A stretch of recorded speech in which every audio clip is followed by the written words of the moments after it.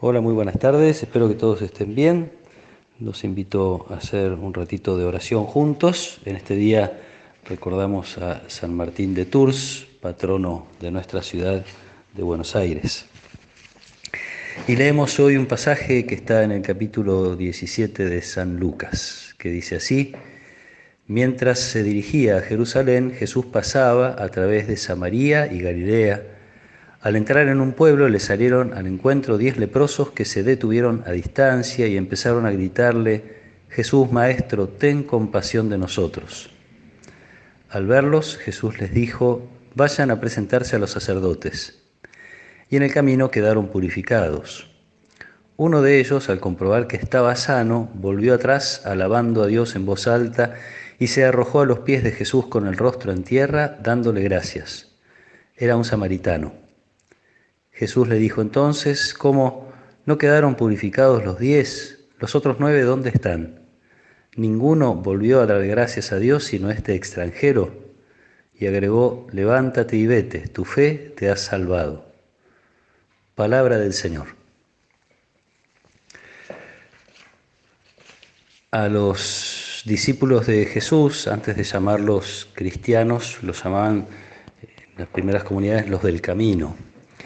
Jesús se presentó así, caminando como un peregrino, recorriendo distintas ciudades y pueblos, recorriendo extrañamente para la costumbre de los maestros de la época también tierras paganas, adentrándose en tierras de paganos. En medio de ese camino aparecen 10 leprosos que se quedan a distancia. Los leprosos están haciendo un aislamiento, peor que el nuestro, un aislamiento permanente. En principio tenían que esperar que eso iba a ser por toda la vida, para no enfermar a otros. Aislamiento que significaba no solo estar lejos de las ciudades, sino estar lejos de sus propias familias, de sus seres queridos, estar lejos obviamente del culto, de poder participar en las celebraciones en el templo. Y considerados además por su enfermedad no solo peligrosos a nivel sanitario, sino considerados pecadores. Hacen un primer acto de fe muy importante, porque Jesús los manda que vayan a ver a los sacerdotes. Los sacerdotes son los que tenían que firmar el alta, los que tenían que determinar que estaban sanos y que podían reincorporarse al culto y a la sociedad. Y ellos van antes de ser curados. Jesús los manda mientras todavía ven que su carne está herida por esta enfermedad. Sin embargo, confiando en la palabra de Jesús, van entonces a presentarse y en el camino es que quedan purificados. Y acá es donde sucede este hecho extraño, que hasta el mismo Jesús se asombra: cómo no quedaron purificados los 10, cómo uno solo vuelve a dar gracias. Y lo más curioso probablemente, aunque ya Lucas nos tiene acostumbrados a estas cosas, lo más curioso es que el que vuelve a dar gracias es un samaritano. Lucas se detiene muchas veces en su evangelio en este detalle de quiénes son los que alaban a Dios, quiénes son los que celebran las maravillas de Dios, quiénes son los que le dan gracias: los pobres, los enfermos, los que son capaces de recibir gratuitamente los regalos de Dios.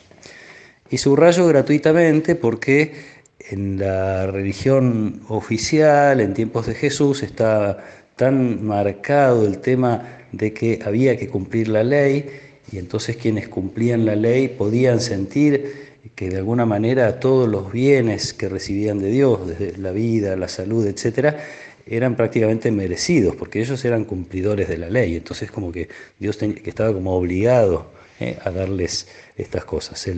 El pobre es el que sabe, y sobre todo un samaritano, considerado pecador por excelencia, pecador desde la cuna. El samaritano es el que es agradecido, el que reconoce que este don de Dios no viene de ningún mérito de su parte, sino simplemente del amor misericordioso de Dios. Una invitación también a hacer una mirada a nuestro corazón. Ojalá lo hagamos siempre, pero un ejercicio de los más sanos de nuestra vida de fe es el de ser agradecidos, reconocer y si uno pudiera a diario, tanto mejor, los dones que hemos recibido, la vida, la salud, las posibilidades que tenemos, las oportunidades que nos han dado a partir de nuestra familia, de la educación que recibimos, etcétera, etcétera. Y esto seguramente, como el corazón que reconoce los dones de Dios es el mismo corazón que se vincula con los demás, esto seguramente nos haga capaces de ser muy agradecidos con los otros, ¿no? Con las personas que a diario están con nosotros, con las personas que nos regalan de distintas maneras su presencia, muchas veces su perdón, porque no siempre hacemos las cosas bien y las personas que nos aman saben perdonarnos y disimular nuestros errores y ayudarnos a crecer. Corazón agradecido, creo que es algo que tenemos que pedirle con insistencia a Dios, que nunca nos olvidemos de reconocer todo lo que hemos recibido, que nunca nos olvidemos de agradecer a las personas que conviven con nosotros, que comparten la vida, el tiempo, el trabajo, o dentro mismo de la familia, en nuestra comunidad, que digamos muchas veces esta palabrita mágica que es gracias.